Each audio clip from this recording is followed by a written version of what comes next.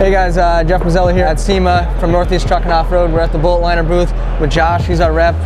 He specializes in doing all these little tricked out trucks. We got a Comanche that they did just a few weeks ago, and Josh is going to tell us a little bit about it in the process. The biggest difference between BulletLiner and some of the other guys you're going to see here at SEMA, the sprayability of our product and the signature fine grit finish is really unmatched.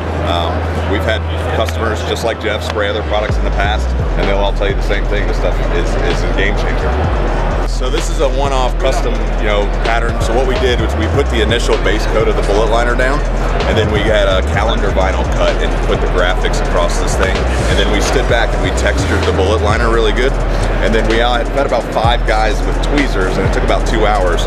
And we ended up peeling all these graphics up one by one.